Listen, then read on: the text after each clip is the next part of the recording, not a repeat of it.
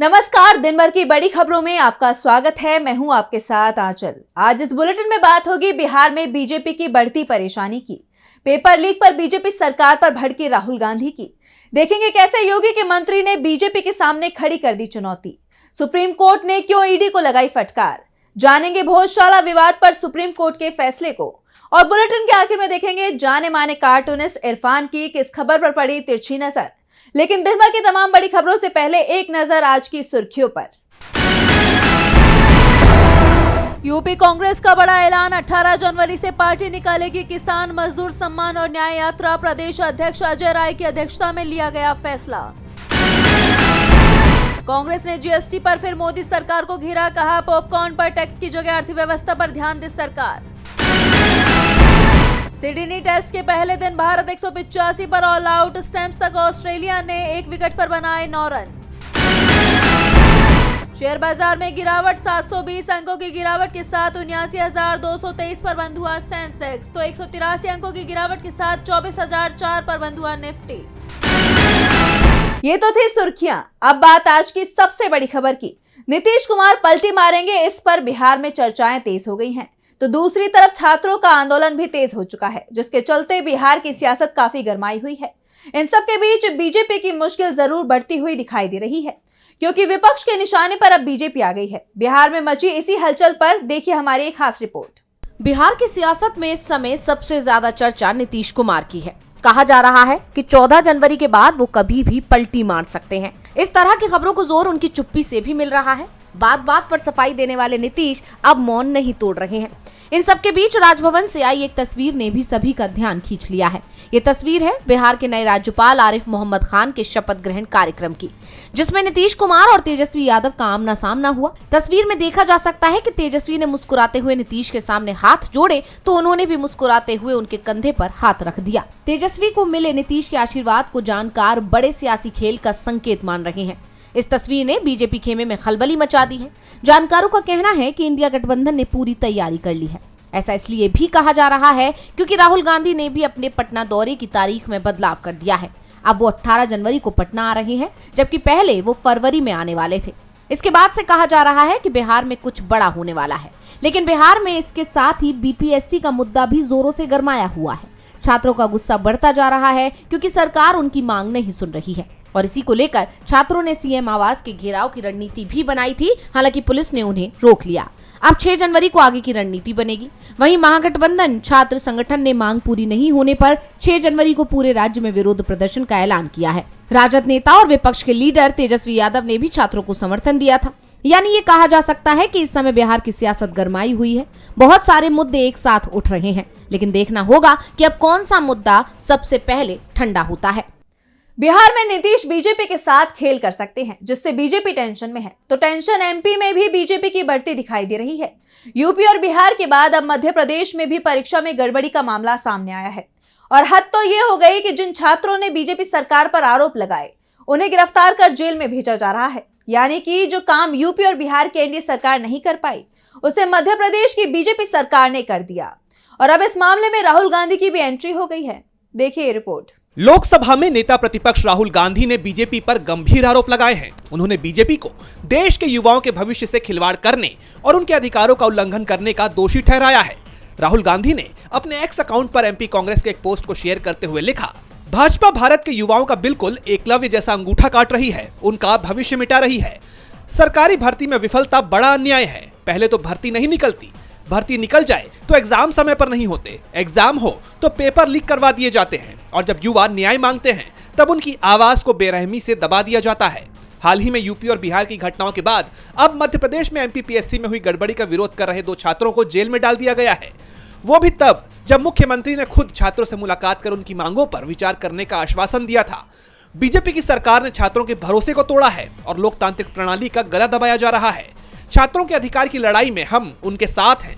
भाजपा को देश के युवाओं के हक की आवाज किसी कीमत पर हम दबाने नहीं देंगे। राहुल गांधी ने साफ कर दिया है कि वो छात्रों की लड़ाई लड़ेंगे। इससे पहले मध्य प्रदेश कांग्रेस ने भी इस मुद्दे को उठाते हुए एक तस्वीर पोस्ट की थी, जिसमें कुछ लोग जेल के बाहर खड़े हुए नजर आ रहे थे। कांग्रेस ने आरोप लगाया कि एमपीपीएससी में हुई अनियमितताओं के खिलाफ लोकतांत्रिक तरीके से प्रदर्शन कर रहे छात्रों को झूठे आरोपों में फंसाया गया है। एमपी कांग्रेस की तरफ से एक्स पर पोस्ट करते हुए लिखा गया, अराजकता और अन्याय मोहन सरकार की कार्यशैली के मुख्य अंग हैं। बाबा साहेब के संविधान और लोकतंत्र से इन्हें सख्त नफरत है। एमपीपीएससी के अनियमितताओं और अपनी मांगों को लेकर लोकतांत्रिक तरीके से आंदोलन कर रहे छात्र राधे जाट और रंजीत को जेल भेजना मोहन सरकार के अन्याय की पराकाष्ठा है। मोहन सरकार इन पर लादे गए झूठे प्रकरण तुरंत वापस ले। राहुल ने साफ कर दिया है कि युवाओं की लड़ाई कांग्रेस लड़ेगी, जिससे बीजेपी मुश्किल में नजर आ रही है। तो मुश्किलें बीजेपी के अपने सहयोगी भी बढ़ाते दिखाई दे रहे हैं। यूपी की सियासत काफी गरमाई हुई है। विपक्ष तो पहले से ही बीजेपी पर हमलावर है और अब एनडीए के सहयोगी दल अपना दल एस ने बीजेपी के खिलाफ मोर्चा खोल दिया है। योगी सरकार में मंत्री आशीष पटेल अपनी ही सरकार के अधिकारियों पर हमलावर हैं और अब उन्होंने चुनौती दे दी है। तो क्या कुछ कहा उन्होंने, जानने के लिए देखिए रिपोर्ट। यूपी में योगी सरकार की मुश्किलें लगातार बढ़ती दिखाई दे रही हैं। योगी सरकार में मंत्री आशीष पटेल अपनी ही सरकार के खिलाफ कड़े रुख अपनाते दिखाई दे रहे हैं। उन्होंने अपनी सरकार के अधिकारियों पर हमला बोला है। उन्होंने कहा कि मैं थप्पड़ खाकर चुप रहने वालों में से नहीं हूँ, मैं ईंट का जवाब पत्थर से देने वाला हूँ। आशीष पटेल पर तकनीकी शिक्षा विभाग में लेक्चरर्स के प्रमोशन में अनियमितता का आरोप लगा है। इसको लेकर आशीष पटेल ने कहा कि मेरी और मेरी पत्नी की संपत्ति की जांच करवा लें। एक धरना मास्टर है, सिर्फ प्रोजेक्ट किया जाता है और धरने पर बैठा दिया जाता है। एसटीएफ के किस अधिकारी ने 2 लोगों को धरने पर बैठाने के लिए भेजा है, पता कर ले, दूध का दूध और पानी का पानी हो जाएगा। इसके साथ ही उन्होंने चुनौती देते हुए कहा कि एसटीएफ वाले पैर पर गोली मारते हैं, लेकिन अगर उनमें हिम्मत है तो सीने पर गोली मारे। बता दें कि प्रेस कॉन्फ्रेंस के दौरान मोदी सरकार में मंत्री अनुप्रिया पटेल भी मौजूद रही। उन्होंने कहा कि आशीष पटेल ने आपके बीच कुछ बातें शेयर की, उनके मन में कुछ पीड़ा थी, इसलिए उन्होंने ऐसी बात कही। हमें जवाब देना आता है, हमें पता है कि कौन किसके इशारे पर चल रहा है, जिससे साफ है कि अनुप्रिया पटेल अपने पति की बातों का समर्थन करती दिखी और उन्होंने भी योगी सरकार को जमकर घेरा। ऐसे में एनडीए के सहयोगी अपना दल एस ने बीजेपी के सामने बड़ी चुनौती खड़ी कर दी है। योगी के अपने मंत्री बीजेपी के सामने चुनौती खड़े करते दिख रहे हैं। तो जांच एजेंसी ईडी को एक बार फिर सुप्रीम कोर्ट से फटकार लगी है। ईडी ने एक मामले में पूर्व कांग्रेस विधायक से लगातार 15 घंटे की पूछताछ की थी, जिसे लेकर सुप्रीम कोर्ट ने सवाल खड़े कर दिए हैं। कोर्ट ने इतनी लंबी पूछताछ को ज्यादती करार दिया है। तो क्या कुछ कहा कोर्ट ने, जानने के लिए देखिए रिपोर्ट। सुप्रीम कोर्ट ने एक बार फिर जांच एजेंसी ईडी को फटकार लगाई है। कोर्ट ने ईडी की उस कार्यवाही पर सवाल उठाए हैं जिसमें हरियाणा के पूर्व कांग्रेस विधायक सुरेंद्र पवार से लगातार 15 घंटे तक पूछताछ की थी। कोर्ट ने इसे मानवाधिकार अधिकारों का हनन बताते हुए कहा है कि ऐसा व्यवहार बिल्कुल भी स्वीकार्य नहीं है। बता दें कि ईडी ने पवार को अवैध खनन से जुड़े मनी लॉन्ड्रिंग मामले में गिरफ्तार किया था, लेकिन पंजाब और हरियाणा हाईकोर्ट ने ईडी की इस गिरफ्तारी को रद्द कर दिया था, जिसके बाद ईडी हाईकोर्ट के फैसले के खिलाफ सुप्रीम कोर्ट गई थी। सुप्रीम कोर्ट ने ईडी की अपील खारिज करते हुए हाईकोर्ट के फैसले को बरकरार रखा था। सुप्रीम कोर्ट में इस सुनवाई के दौरान जस्टिस अभय एस ओका और ऑक्सटाइन जॉर्ज मसी की बेंच ने ईडी की कार्यप्रणाली पर गहरी चिंता जाहिर की। उन्होंने कहा कि एजेंसी किसी व्यक्ति को बयान देने के लिए मजबूर कर रही थी, ये एक चौंकाने वाली बात है। वहीं ईडी के वकील ने अपनी दलील में कहा कि हाईकोर्ट ने अपने आदेश में गलत जानकारी दर्ज की है, लेकिन सुप्रीम कोर्ट ने ईडी के इस तर्क को खारिज कर दिया। बेंच ने पूछा कि एजेंसी बिना ब्रेक के इतने लंबे वक्त तक पूछताछ करके किसी व्यक्ति को कैसे परेशान कर सकती है। बता दें कि ईडी ने पूर्व कांग्रेस विधायक सुरेंद्र पवार से 20 जुलाई 2024 को 24 घंटे 40 मिनट तक पूछताछ की थी। ईडी की जांच प्रक्रिया पर सवाल उठ रहे हैं तो देश में इस समय मंदिर और मस्जिद के विवाद चर्चाओं में है। सुप्रीम कोर्ट में सीजेआई संजीव खन्ना की पीठ इस मामले में सुनवाई कर रही है। Court places of worship act 1991 पर सुनवाई कर रहा है। हिंदू और मुस्लिम दोनों ही पक्षों की तरफ से इसे लेकर याचिका दायर की गई है और अब धार की भोजशाला का विवाद भी सुप्रीम कोर्ट पहुंच चुका है, जिस पर आज कोर्ट ने बड़ा फैसला सुनाया है। तो क्या है पूरा फैसला, जानने के लिए देखिए रिपोर्ट। मध्य प्रदेश के धार जिले के भोजशाला मंदिर और कमल मौला मस्जिद के बीच चल रहे विवाद की सुनवाई अब सीजेआई संजीव खन्ना की पीठ में होगी। भोजशाला को लेकर हिंदू और मुस्लिम समुदाय के बीच लंबे समय से धार्मिक अधिकारों को लेकर विवाद चल रहा है। पिछले साल अप्रैल में सुप्रीम कोर्ट ने भारतीय पुरातत्व सर्वेक्षण यानी एएसआई को साइट का सर्वेक्षण करने की अनुमति दी थी।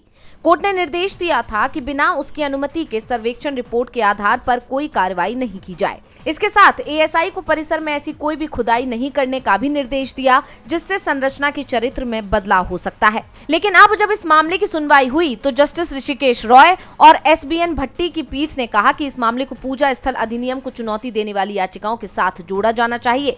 पूजा स्थल विधेयक की वैधता को चुनौती देने वाली याचिकाओं पर इस समय सीजेआई संजीव खन्ना की अध्यक्षता वाली पीठ सुनवाई कर रही है। यानी अब धार विवाद की सुनवाई भी सीजेआई की ही पीठ करेगी। सुनवाई के दौरान हिंदू पक्ष की ओर से पेश हुए अधिवक्ता विष्णु शंकर जैन ने कहा कि ये विवाद पूजा स्थल अधिनियम से संबंधित नहीं है और उन्होंने न्यायालय से मामले की सुनवाई कर निर्णय देने का आग्रह किया, लेकिन पीठ ने इसे मंजूरी नहीं दी। इसके साथ ही कोर्ट ने एएसआई पर सख्त टिप्पणी करते हुए कहा कि याचिका के साथ दायर की गई तस्वीरों से पता चलता है कि उसके आदेश के बावजूद खुदाई की गई, इसलिए पहले अवमानना नोटिस का जवाब देना होगा। इसके बाद न्यायालय ने रजिस्ट्री को निर्देश दिया कि वो मुख्य न्यायाधीश से निर्देश प्राप्त करने के बाद मामले को अन्य याचिकाओं के साथ जोड़ दें। बता दें, भोजशाला का ये विवाद 11वीं शताब्दी का है। हिंदुओं का मानना है कि ये देवी बाग देवी का मंदिर है, जो देवी सरस्वती का अवतार है, जबकि मुस्लिम समुदाय इसे कमला मौला मस्जिद कहता है। 11 मार्च 2024 को मध्य प्रदेश हाईकोर्ट ने एएसआई को 6 सप्ताह में भोजशाला परिसर का वैज्ञानिक सर्वेक्षण करने का निर्देश दिया था। हाईकोर्ट के आदेश को सुप्रीम कोर्ट ने भी हरी झंडी दिखा दी है। सुप्रीम कोर्ट के फैसले को हिंदू पक्ष के लिए बड़ा झटका माना जा रहा है, तो दिल्ली चुनाव के नतीजे भी बीजेपी को झटका दे सकते हैं, क्योंकि आपके खिलाफ बीजेपी चुनाव से पहले ही बैकफुट पर दिख रही है। इस बीच खबर ये आ रही है कि दिल्ली विधानसभा चुनाव की तारीखों का ऐलान अगले हफ्ते हो सकता है। तो इसी कब करेगा तारीखों का ऐलान, जानने के लिए देखिए रिपोर्ट। दिल्ली में आगामी विधानसभा चुनाव को लेकर सियासी सुगबुगाहट तेज हो गई है। कांग्रेस, बीजेपी और आम आदमी पार्टी के बीच कड़ा मुकाबला देखने को मिल रहा है। हालांकि अभी तक तारीखों का ऐलान नहीं किया गया। जानकारी के मुताबिक चुनाव आयोग अगले हफ्ते की शुरुआत में तारीखों का ऐलान कर सकता है, यानी कि 7 या 8 जनवरी को तारीखों का ऐलान किया जा सकता है। ऐसे में कहा यह भी जा रहा है कि 8 से 10 फरवरी के बीच मतदान और 12 फरवरी तक नतीजे घोषित होने की संभावना है। दिल्ली में एक ही चरण में मतदान करवाए जा सकते हैं, वो इसलिए क्योंकि मुख्य चुनाव आयुक्त का कार्यकाल 18 फरवरी को समाप्त हो रहा है। इसलिए 23 फरवरी से पहले नई विधानसभा का गठन सुनिश्चित करना जरूरी है। इसके साथ ही दिल्ली में 6 जनवरी तक केंद्रीय चुनाव आयोग नई वोटर लिस्ट जारी करेगा। दिल्ली चुनाव से पहले मतदाता सूची को लेकर विवाद भी सामने आ रहे हैं। आम आदमी पार्टी और बीजेपी एक दूसरे पर मतदाताओं के नाम कटवाने के आरोप लगा रही हैं।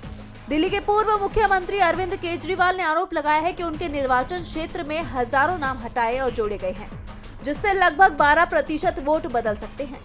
केजरीवाल ने बीजेपी पर कई सवाल खड़े कर दिए हैं। ऐसे में बीजेपी बुरी तरह से घिरती दिखाई दे रही है। दिल्ली विधानसभा चुनाव का ऐलान अगले हफ्ते में हो सकता है, इसके नतीजे भी अगले महीने आ जाएंगे। लेकिन हिंदुस्तान और बांग्लादेश के संबंध कब सुधरते हैं, ये हाल फिलहाल में होता नहीं दिखाई दे रहा। दोनों देशों के संबंध बेहद खराब हो चुके हैं। बांग्लादेश में हिंदुओं के खिलाफ चल रही हिंसा अभी तक थमी नहीं है। दूसरी तरफ बांग्लादेश अब हिंदुस्तान से शेख हसीना के प्रत्यर्पण की मांग कर रहा है, लेकिन ये तय है कि हिंदुस्तान हसीना को बांग्लादेश को नहीं सौंपेगा। देखिए रिपोर्ट। भारत और बांग्लादेश के बीच रिश्ते तेजी से खराब हुए हैं। एक तरफ बांग्लादेश में अल्पसंख्यकों पर हमले लगातार हो रहे हैं, जिसे लेकर भारत बांग्लादेश पर सवाल उठा चुका है, तो दूसरी तरफ बांग्लादेश रिश्तों को बिगड़ने के पीछे शेख हसीना को जिम्मेदार मान रहा है, जो इस समय भारत की शरण में है। बांग्लादेश की पूर्व पीएम शेख हसीना के प्रत्यर्पण की मांग कर रहा है, जिसे लेकर भारत के विदेश मंत्रालय का बयान सामने आया है। विदेश मंत्रालय के प्रवक्ता रणधीर जायसवाल ने इस पर प्रतिक्रिया देते हुए कहा कि एक हफ्ते पहले मैंने इस बात की पुष्टि की थी कि हमें बांग्लादेशी अधिकारियों की ओर से शेख हसीना के संदर्भ में एक संदेश मिला था। इसके अलावा इस समय मुझे इस मुद्दे पर कुछ और बात जोड़ने की जरूरत नहीं है। बता दें कि बांग्लादेश में तख्ता पलट के बाद से शेख हसीना ने हिंदुस्तान में शरण ले रखी है और इस तख्ता पलट के बाद से दोनों देशों के बीच में संबंध लगातार खराब होते जा रहे हैं। इस बीच बांग्लादेश ने हाल ही में हिंदुस्तान से शेख हसीना के प्रत्यर्पण की मांग की थी। बता दें कि ये प्रत्यर्पण अनुरोध 23 दिसंबर को नई दिल्ली स्थित बांग्लादेश उच्चायोग ने विदेश मंत्रालय को एक वर्बल नोट के जरिए जारी किया था, जिसे लेकर हिंदुस्तान की तरफ से अब तक कोई जवाब नहीं आया था। लेकिन अब इस पर विदेश मंत्रालय ने आखिरकार चुप्पी तोड़ दी है। वहीं हिंदुस्तान ने शेख हसीना के प्रत्यर्पण की मांग को राजनीतिक बताया है। हिंदुस्तान सरकार की तरफ से दावा किया जा रहा है कि प्रत्यर्पण कोई साधारण प्रक्रिया नहीं है और ऐसा अनुरोध करने और प्राप्त करने वाले दोनों पक्षों की कुछ जिम्मेदारियां होती हैं। जिस व्यक्ति के प्रत्यर्पण का अनुरोध किया गया है उसके पास भी विकल्प होते हैं। उन विकल्पों का अभी तक इस्तेमाल नहीं किया गया है। बता दें कि 2013 की भारत बांग्लादेश प्रत्यर्पण संधि में ऐसे प्रावधान शामिल हैं जिनके तहत प्रत्यर्पण अनुरोध को ठुकराया जा सकता है। और बुलेटिन के आखिर में देखेंगे जाने माने कार्टूनिस्ट इरफान की किस खबर पर पड़ी तिरछी नजर।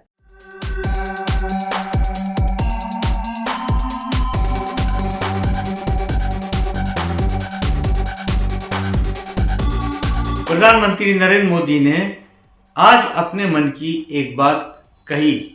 उन्होंने कहा कि वो चाहते तो अपने लिए एक बहुत बड़ा आलीशान सा महल बनवा सकते थे।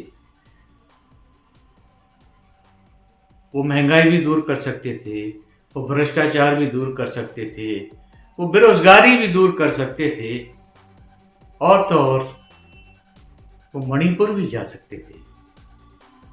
शायद ये बातें भी उनके मन में हों, और ये मन की बातें हो सकता है कभी उनकी जुबान पर आएं भी।